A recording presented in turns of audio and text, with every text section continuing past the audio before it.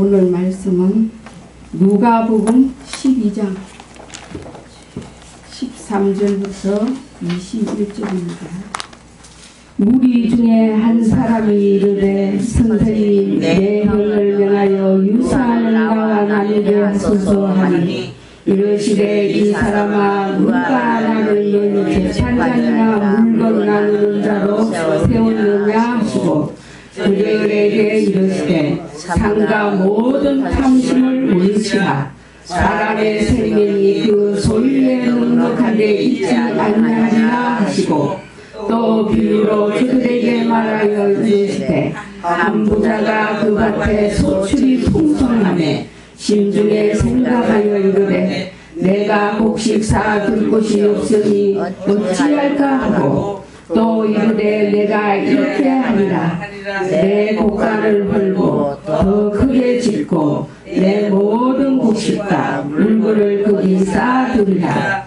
또 내가 내 영혼에게 이르되 영혼아 여러 해 쓸 물건을 많이 쌓아두었으니 평안히 쉬고 먹고 마시고 즐거워하자 하리라 하되 하나님은 이르시되 어리석은 자여 오늘 밤에 내 영혼을 도로 찾으리니 그러면 내 준비한 것이 누구의 것이 되겠느냐 하셨으니 자기를 위하여 재물을 쌓아두고 하나님께 대하여 부유하지 못한 자가 이와 같으니라. 아멘.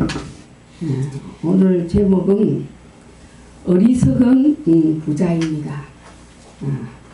아무리 부자라 할지라도 우리가 예수를 영접하지 못한 자는 영적으로 가난한 자라고 할 수가 있습니다. 그러니까 우리는 여기 전부 부자들만 영적인 부자들만 앉아 있습니다. 이렇게 보니까 얼마나 좋은지 모르겠어요. 영적 부자들 이렇게 다 같이 앉아 있으니 기분이 좋습니다. 너무나 좋습니다.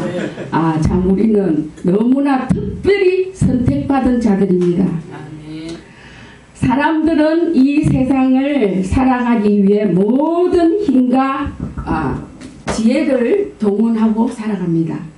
인간의 오늘과 내일의 문제가 생존 경쟁의 문제라고 생각하지만 모든 문제는 결국은 죽는다는 문제로 기착되어 있습니다. 여기 있는 분들 중에 안 죽는 분은 한 분도 안 계십니다. 우리는 다 육체의 죽음은 한 번씩 다 맞이해야 됩니다. 그러나 하나님이 이르시되 어리석은 자여 오늘날 내 영혼을 도로 찾을 것이라 했습니다.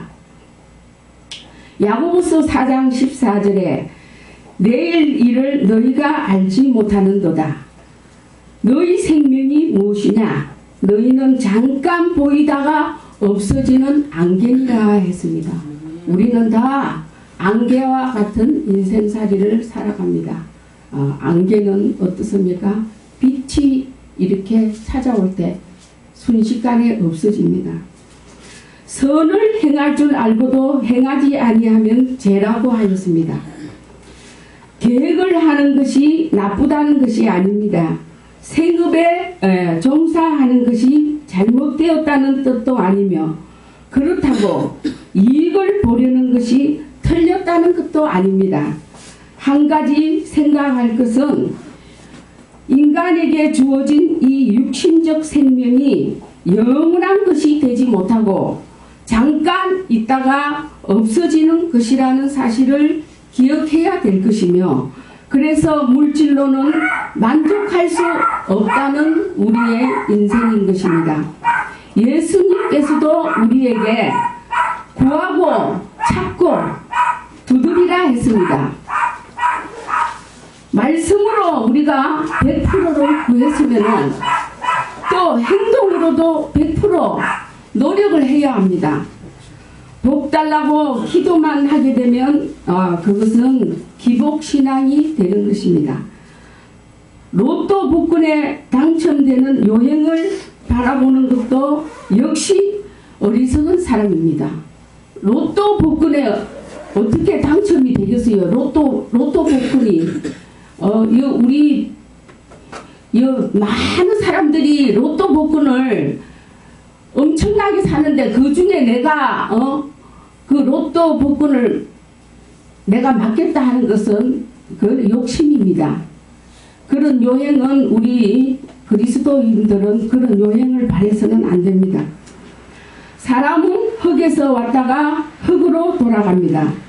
인생은 빈손으로 왔다가 빈손으로 가는 존재이거늘 자기의 욕심과 쾌락만을 위해서 애쓰는 자를 가리켜 성경은 어리석은 자라고 한 것입니다. 그는 편히 쉬고 먹고 마시고 즐거워하는 것이 그의 성공의 목표였습니다. 일시적인 것과 영원한 것을 혼동하고 살았던 사람입니다. 테레사 수녀는 영원한 것을 위하여 자기 한 생명을 온전히 헌신한 것을 우리는 잘 알고 있습니다. 천주교 신부나 수녀들은 고정적인 생활비가 나오기 때문에 하나님 앞에 헌신 봉사하는 사람들을 우리가 많이 볼 수 있습니다. 신부들이 저 아프리카에 가서 헐벗은 그 아프리카 주민들을 위하여 헌신 봉사하는 것을 많이 볼 수 있습니다. 여기 계신 분들 중에서도 생활의 보장만 된다 하면은 헌신 봉사할 천주교 신부들보다 더 많이 헌신 봉사하실 목사님들이 여기도 많습니다. 그렇지만 우리 여기 참 개척교회 목사님들은 너무 어렵다 보니까 그렇게 할 여력이 없는 것 같습니다. 우리의 짧은 인생을 비판하고 계산할 때가 아닙니다. 우리는 모든 일에 하나님의 영광을 위하여 먹고 마시고 해야 하는 것입니다. 오늘 잠깐 왔다가 돌아가는 이 세상이 영원한 줄 착각하고 살아가고 있습니다. 하나님께서 메르스로 사람을 치니 사람들이 나는 오래 살아야지 하는 사람들도 순간적으로 죽음을 맞이하게 됩니다. 그러나 메르스로 죽는 사람보다 암이나 자살로 죽는 사람이 더 많다는 사실을 우리는 또 알아야 됩니다.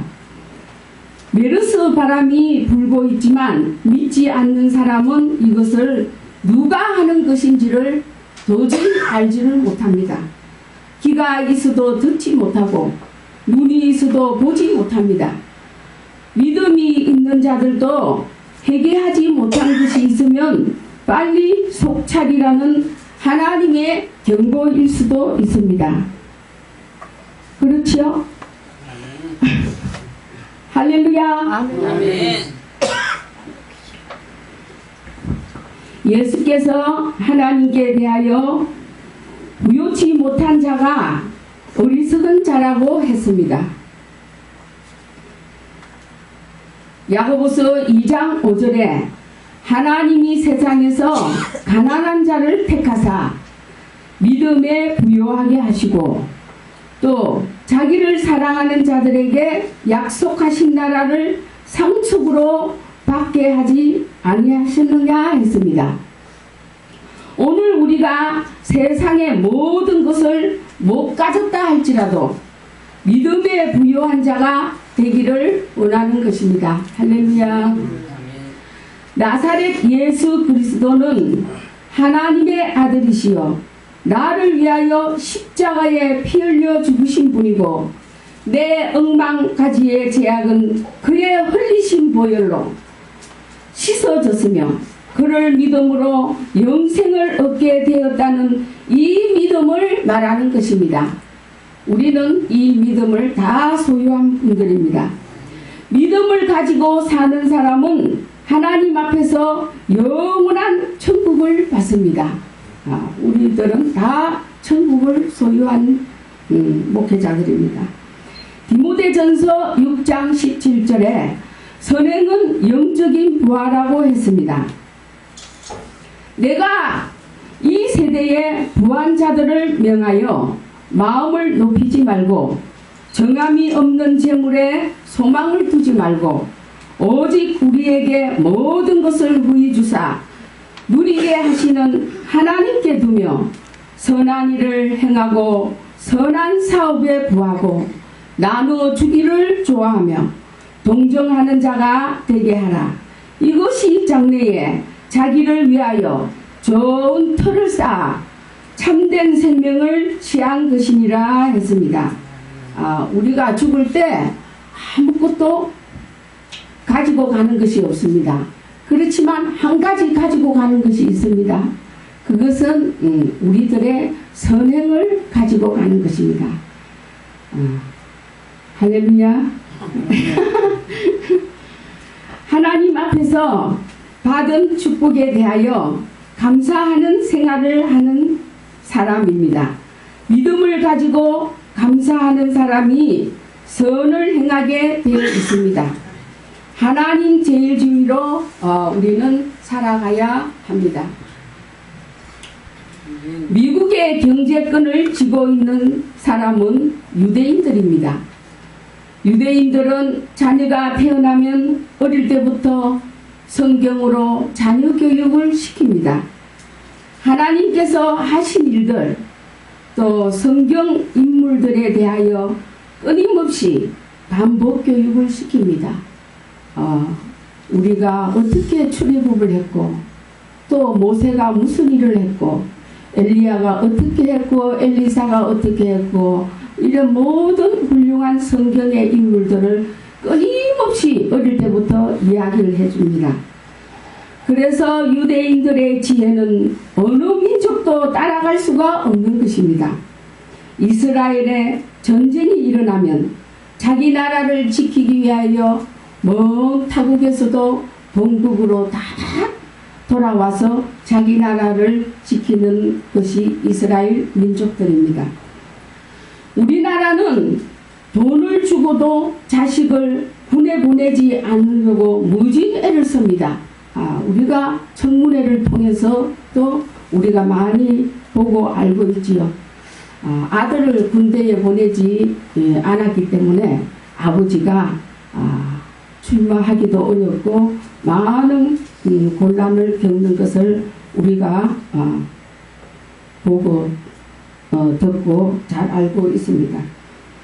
모든 분야에서 노벨상을 가장 많이 받는 민족이 이스라엘 유대인 민족입니다. 우리나라는 어릴 때부터 돈으로 이 학원 저 학원 많은 돈을 투자하여 2세 교육을 시킵니다. 애들이 정서적으로 놀 시간이 없습니다. 이 학원 마치고 나면 또 저 학원 마치고 나면 이 학원 2세에 들어가는 그 투자가 얼마나 많은지 모릅니다. 그래서 부부가 밤낮 없이 벌어서 2세 교육에 투자를 합니다. 그래도 나중에 늙어서 효도도 받지 못하고 외면당하는 부모들이 얼마나 많습니까?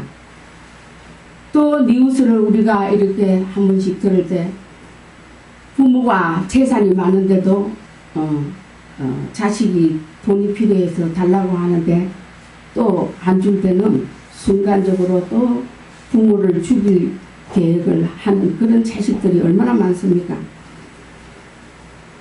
공부를 많이 시키지 말라는 말이 아닙니다. 어릴 때부터 신앙교육이 더 중요하고 하나님의 지혜가 있어야 된다는 말입니다. 하나님 앞에 우선순위를 바로 정하는 것은 영적인 부여를 위해 꼭 필요합니다.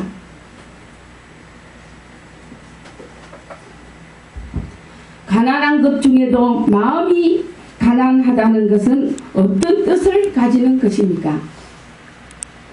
영적인 파산이라는 뜻입니다. 오늘 하나님께 대하여 마음이 가난한 자가 되어야 합니다.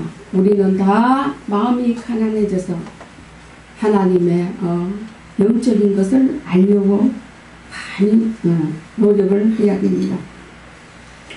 마음의 겸손함을 가지고 나가는 사람에게서 하나님이 채워주시는 부요함이 경험될 것이기 때문입니다. 부한 상태 그 자체가 제약은 아닙니다. 문제는 부가 더할수록 인간이 범죄하기 쉽다는 데 있습니다. 부의 마음이 팔릴 때 인간은 모든 행복을 부로부터 구하려고 하고 이웃과 하나님을 잊어버리고 자기 자신만을 의지하려고 하기 때문인 것입니다. 예수께서는 부자가 천국에 들어가는 것보다 약대가 바늘 구멍으로 들어가는 것이 쉽다고 했습니다.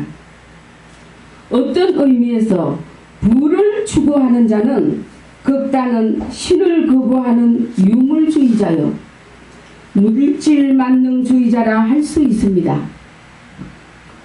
우리는 부에 초연할 수 있는 믿음을 소유해야 하겠으며 진정 심령이 가난한 자가 복이 있다는 주의 말씀의 신령한 의미를 알아야 합니다. 인간의 영혼을 살찌우는 것은 물질적인 부가 아니라 하나님의 말씀인 것입니다.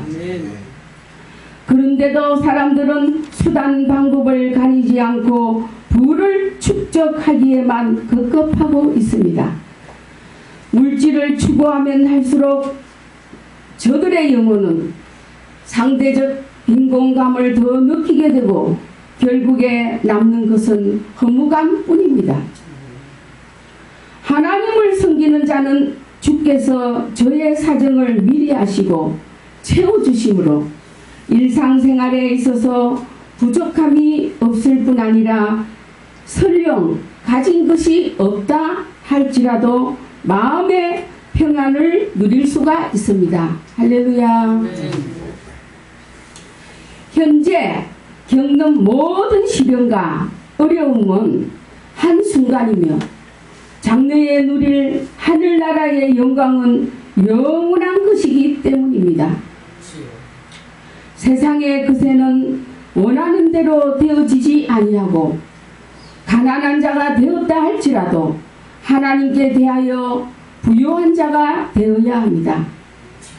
마음에는 가난한 자 되어 하나님 앞에 겸손의 제물로 성령님과 항상 함께하는 생활이 되시기를 축원을 드립니다. 기도드리겠습니다.